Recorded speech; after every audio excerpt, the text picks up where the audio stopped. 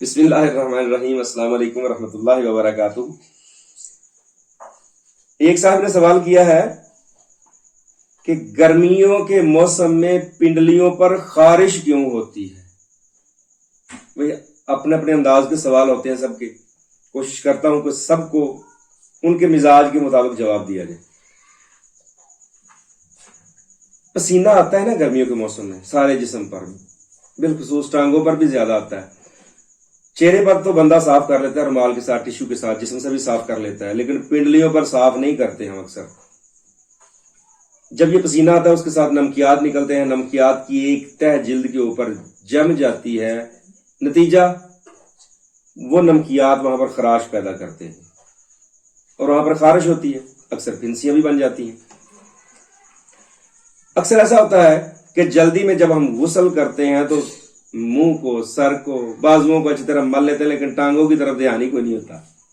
بس تھوڑا سا صابن لگایا، اوپر سے پانی بہایا، یہ جا وہ جا، نمکیات کی تہ، چکنائی کی تہ وہیں کی وہیں رہ جاتی ہے اور نتیجہ خارش ہوتی ہے، میٹھی میٹھی بڑی زبردست خارش ہوتی ہے، بندہ بڑے مزے سے خارش کرتا ہے۔ اس کی مین وجوہات میں ٹائیفائڈ کو کبھی نہ بھولیں۔ جو ٹائیفائڈ کے کیریئر ہوتے ہیں ان کو پنڈلیوں کے اوپر بڑی کمال کی خارش ہوتی ہے اور ہلکی پھنسیاں بھی ان کو نکلتی ہیں، اور انہیں ہلکے پیلے رنگ کی رطوبت ہوتی ہے جو کہ بڑی جلندار پھنسیاں ہوتی ہیں، اور جسم میں غیر طبعی حرارت کسی وجہ سے بھی پیدا ہو جائے اس سے بھی یہ خارش ہوتی ہے۔ تو پہلی بات تو یہ ہے کہ ہم غسل اچھے طریقے سے کریں، خوب مل کے غسل کریں، اور غسل کرنے کے بعد بادام کا تیل، زیتون کا تیل یا جو بھی آپ کو تیل میسر ہو اس کا مساج جسم کے اوپر ضرور کریں، مالش ضرور کیا کریں، اس کے بہت زیادہ فوائد ہوتے ہیں۔ اور اس کے ساتھ اپنی غذا کی طرف توجہ کریں۔ اپنی غذا میں جو بہت زیادہ نمکیات والی چیزیں ہیں یا مرچ مسالے والی چیزیں ہیں ان سے گریز کیا جائے تو اللہ کے فضل و کرم سے یہ خارش بالکل کنٹرول ہو جاتی ہے۔ ہاں اگر ٹائیفائڈ ہے تو ٹائیفائڈ کا علاج کیا جائے، تو ٹائیفائڈ کا علاج کرنے سے آپ کا معاملہ ٹھیک ہو جاتا ہے۔ غذا کی طرف آتے ہیں۔ سب سے پہلے نبی صلی اللہ علیہ وسلم کی سنت ہے، آپ علیہ السلام دودھ لے کے نا بکری کا، تو اس میں پانی ملا کر نوش فرمایا کرتے تھے گرمیوں میں۔ تو آپ ایسا کریں کہ دودھ لیں خالص، اس میں کچھ مقدار پانی کی ملائیں اور تھوڑے تھوڑے وقفے سے اس کو پینا شروع کر دیں۔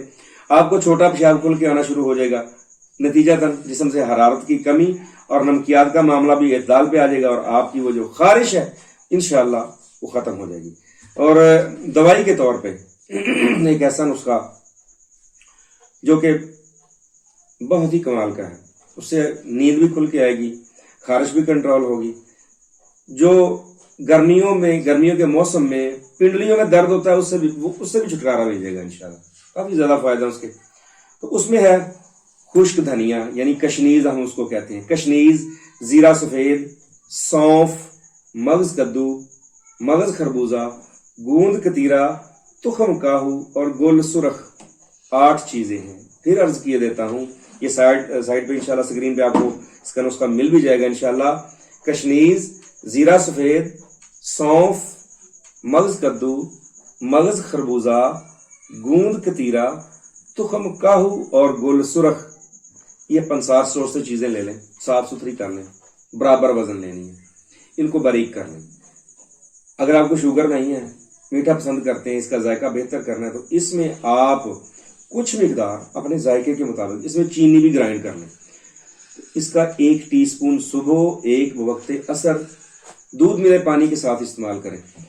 آپ کی ٹانگوں کی خارش، آپ کے جسم کے اندر غیر طبعی حرارت، گھبراہٹ، بے چینی، نیند کی کمی، انشاءاللہ آپ کو چھٹکارا مل جائے گا اللہ کی رحمت سے۔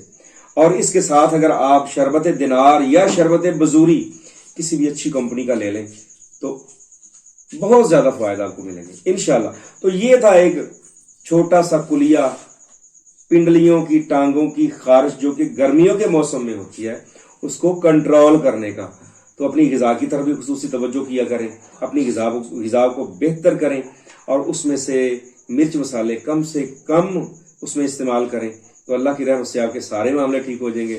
امید ہے انشاءاللہ آپ ہمارے اس صدقہ جاریہ میں ہمارے دست و بازو بنیں گے، ہماری ان ویڈیوز کے لنکس کو دوسروں تک پہنچائیں گے تاکہ کسی نہ کسی کا بھلا ہوتا رہے۔ یہ بھلائی کا ایک چینل ہے، ہمیں کوئی لالچ نہیں. میں تو اکثر کہتا ہوں کہ کچھ احباب دوائی کے لیے کہتے ہیں، میں کہتا ہوں نسخہ میں نے بتا دیا ہے، دوا خود تیار کریں. جہاں پر سمجھ نہیں آتی پوچھ لیا کریں چھوٹا سا میسج کر کے.